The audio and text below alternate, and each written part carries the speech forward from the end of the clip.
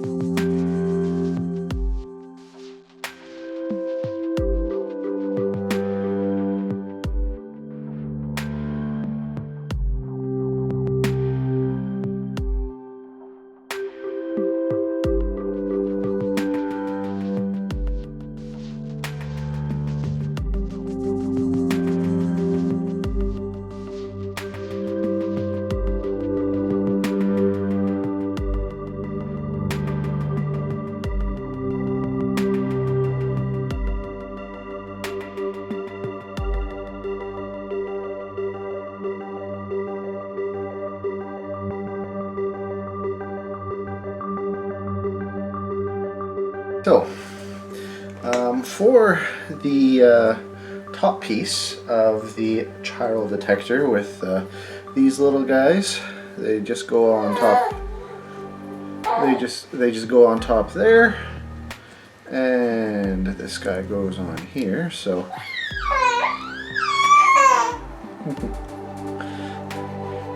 and then these pieces go on.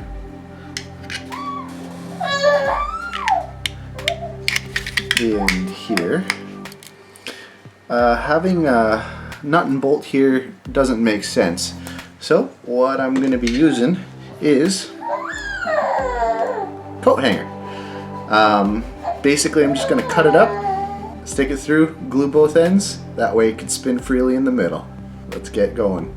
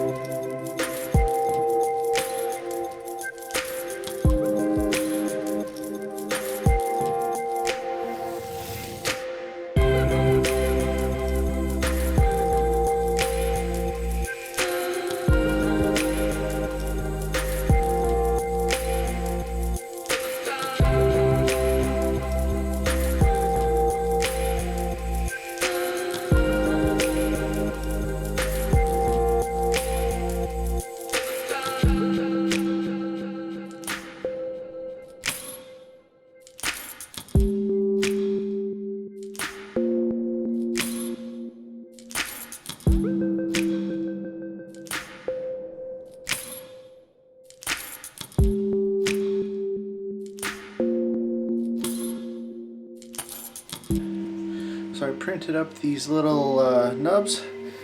They just go on the ends here to cover up the bolts, otherwise they show, and I don't know, I think these look a little bit better. I'll post these on Thingiverse as well, just so that you have them and they make it look just a little bit nicer, maybe with a different color.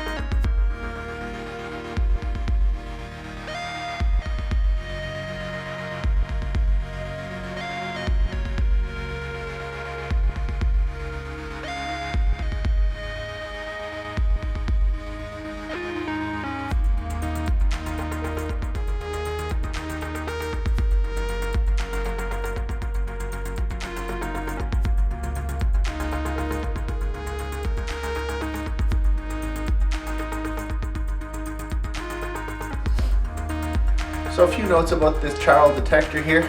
It is, well, it is movable, as you can see. It does move. That being said, it's not motorized, so any movement has to be done manually, and this is fully articulating. So I used about, how many bolts? I used 12 of these sets of nuts and bolts. I think in the future, a few modifications I would make to making this would be just using the orange filament for these sections instead of painting them.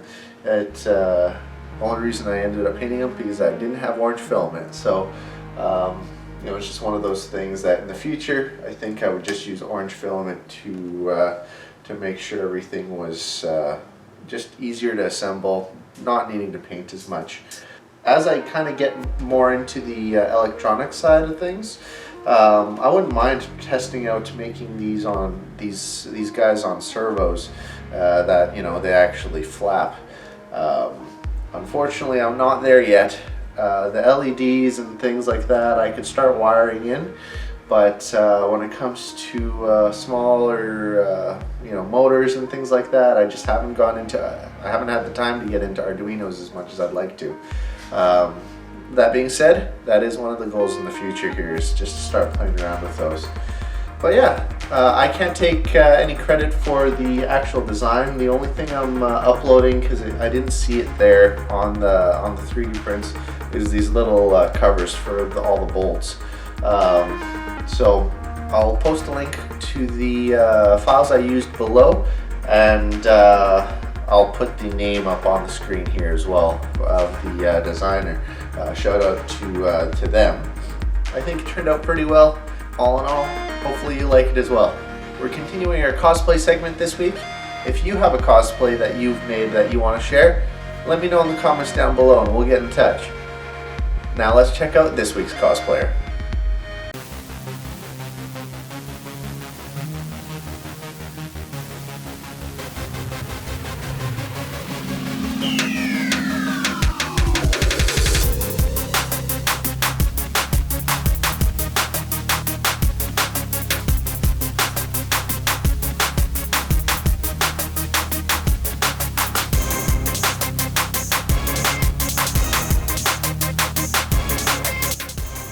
again for watching. If you enjoyed this video, hit that subscribe button down there below.